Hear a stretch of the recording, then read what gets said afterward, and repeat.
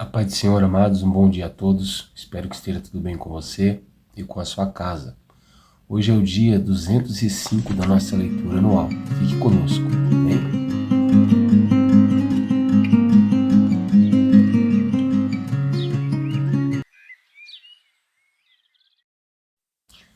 Bom, amados, se você tem nos acompanhado, você sabe que nós estamos estudando o livro do profeta Isaías.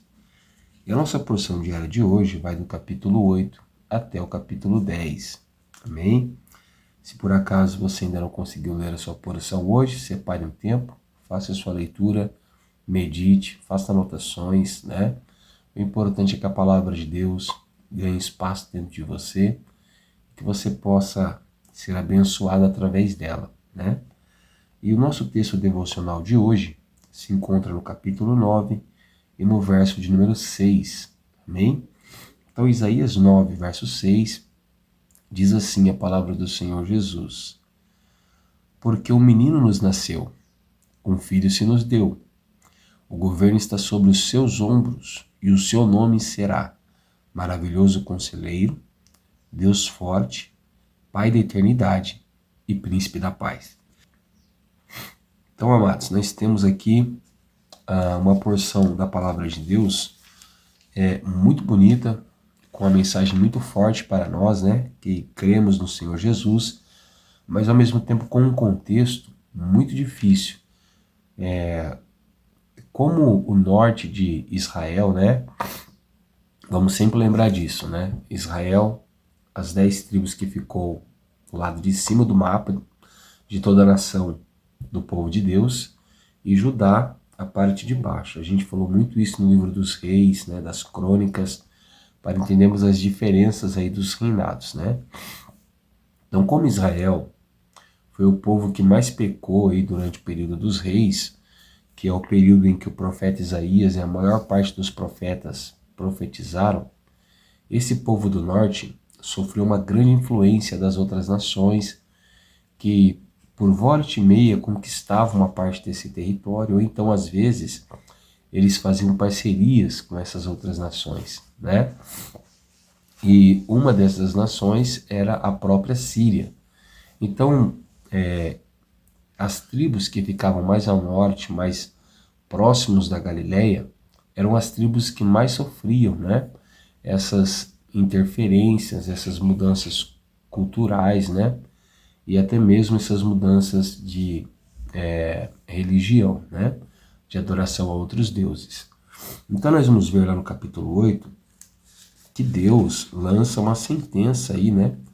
Através de Isaías, contra a própria região de Damasco e a região de Samaria, né? Uma correspondia a uma parte mais voltada para a Síria e a outra correspondia a uma parte mais voltada a Israel.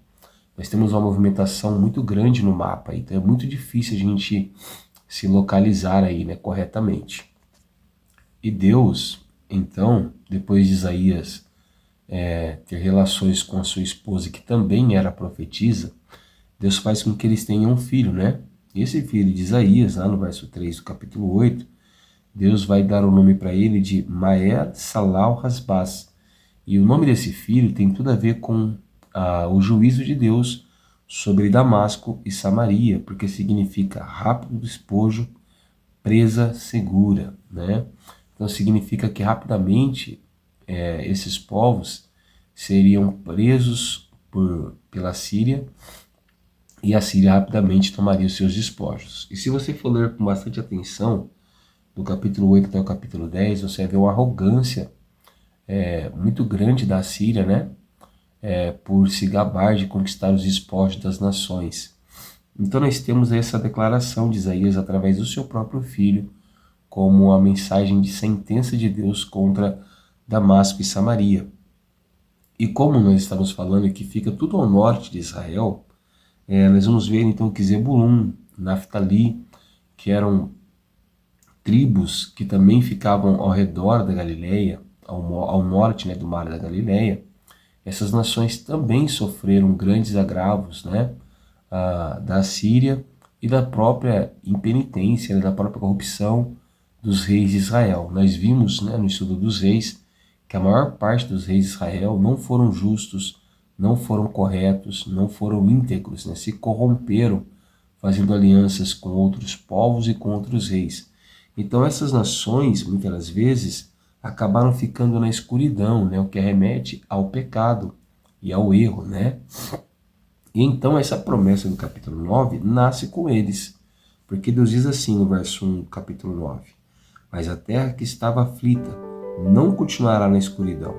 Deus nos primeiros tempos tornou desprezível a terra de Zebulun e a terra de Naftali, mas nos últimos tempos tornará glorioso o caminho do mar, além do Jordão, Galileia dos gentios. Por que Galileia dos gentios?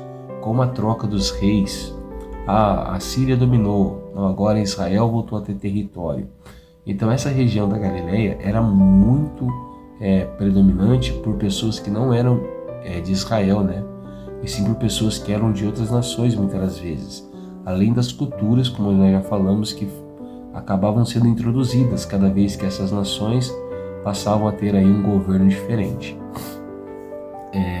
O capítulo 9, nós vamos meditar nele com mais calma depois.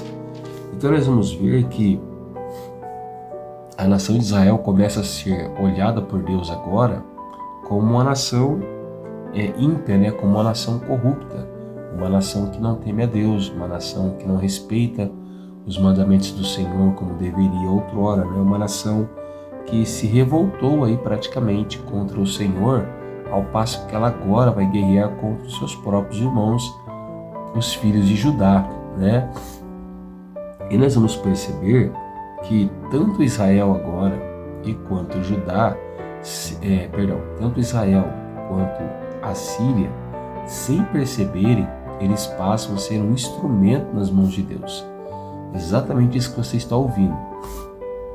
E fica muito claro no livro de Isaías que muitos desejos que nós temos, sem que nós percebamos, é Deus usando o ser humano para cumprir os seus propósitos e os seus desígnios. E Deus faz dessa forma para que nós nem saibamos que é Ele quem nos está usando para fazer o seu propósito. No caso aqui, Deus está usando Israel e a Síria para se levantarem contra Judá e futuramente eles mesmos serem punidos pelo Senhor. E isso fica muito claro lá no capítulo 10, nos versos 5 e 6, que Deus diz assim: aí da Síria, cetro da minha ira. Olha, preste bem atenção. Vara em sua mão é um instrumento do meu furor. Então a Síria, que era uma nação que não agradava a Deus e que estava possuindo o povo de Deus territorialmente, essa nação não estava livre. Ela estava sob o governo das mãos de Deus. O cetro era uma vara de poder que o rei, a realeza, usava. Então observa que a Síria estava sendo como instrumento literalmente nas mãos do Senhor. Observa que a Síria é um instrumento do furor de Deus. Então a Síria é um instrumento da ira de Deus, manifestar a ira contra o seu próprio povo e depois ela mesma ser punida pelos seus próprios atos. Observa que no verso 6 não é diferente com Israel, porque olha o que Deus diz: eu a envio contra uma nação ímpia e contra um povo da minha indignação. Lhe dou ordens para que dele roube a presa e lhe tome despojo e ponha para ser pisada aos pés como lama das ruas. Então observa que Israel estava agora cooperando em certos aspectos com a Síria, mas que futuramente seria pisada, seria esmagada, né? Contudo, Deus ainda tinha uma promessa para Israel e também para Judá, aonde apenas um pequeno pedaço, onde na maioria das traduções das Bíblias nós conhecemos como remanescente, esse povo voltaria para casa e voltaria a adorar o Senhor pós um período de cativeiro, né? Que nós também já estudamos no período dos reis, você pode conferir lá. E nós vamos ter a certeza de tudo isso que nós estamos falando, da descida da Síria, de uma certa cooperação de Israel, para que a Síria se levantasse como uma nação forte, e como a Síria também estava usando Israel no capítulo 10, quando nós vemos pela leitura a movimentação do exército assírio, porque ele passa por Migron, passa por Micmas, depois vai para Geba, depois ele vai para Anatote e ele para em Nob. Deus manda que ele pare ali e dali ele não consegue avançar por enquanto, né? Então tudo isso era Deus agindo ali de uma certa forma para julgar a própria nação de Israel e para futuramente julgar aí a nação da Síria, né? Mas lá no capítulo de número 9, no verso de número 6, que foi o texto que nós lemos, nós vamos ver que em meio a esse caos, até mesmo para a nação de Israel, porque embora são tribos separadas, né, Israel e Judá, para Deus todos são povo dele, né? Os homens se separaram, mas para Deus continua a mesma nação. Então Deus tinha uma promessa de restauração, e não só aqui para a nação de Israel, porque nós temos que olhar para Zebulun e Naftali, como nós já falamos, que era uma região agora dominante por gentios. Então essa promessa é para Judá, é para Israel e também é para nós. Qual é a promessa? A promessa de um menino, a promessa de um Salvador, a promessa do nosso Senhor Jesus. Mais uma vez, o profeta Isaías nos surpreendendo aí com a forma com que Deus lhe mostrou o ministério do Messias. Então ele diz: o menino nos nasceu, um filho se nos deu, e o governo está sobre os seus ombros, e o seu nome será. Isso significa que Jesus será chamado dessa forma, um maravilhoso conselheiro, e como ele foi, né? Quantos conselhos maravilhosos Jesus deu para o povo da sua época e deixou para nós também.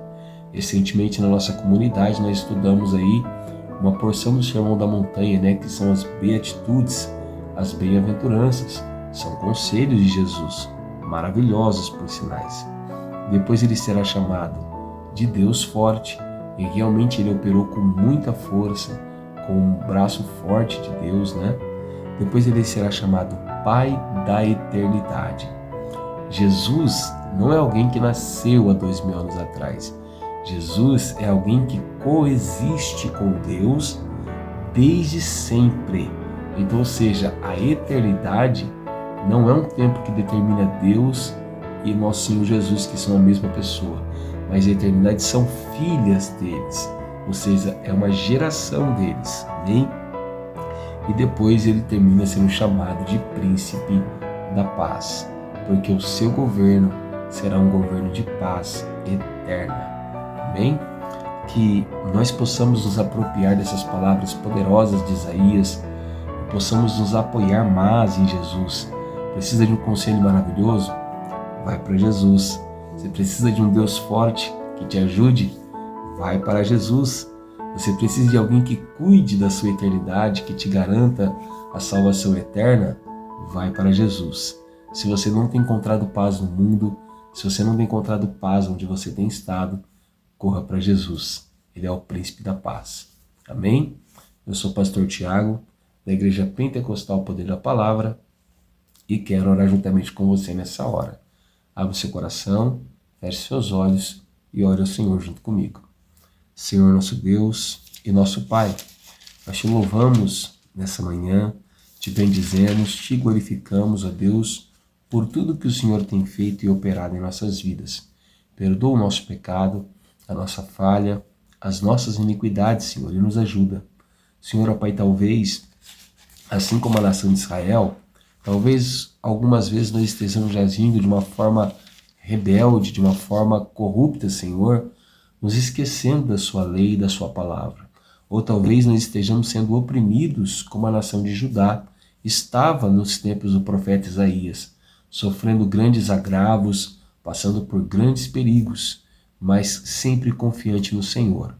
Até que o Senhor fez uma promessa de um rei, a promessa de um menino que iria vir sobre a terra, um menino que iria mudar a história da humanidade, e principalmente daqueles que creriam nele. E nós cremos nesse menino, nós cremos em Jesus, aquele que existe desde a eternidade, aquele que é Pai dela, aquele Senhor que é um maravilhoso conselheiro, que todos os dias deseja nos orientar, nos dirigir, nos mostrar o caminho correto.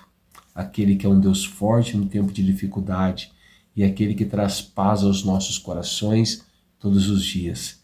Esse é Jesus, o nosso Salvador, o nosso Libertador.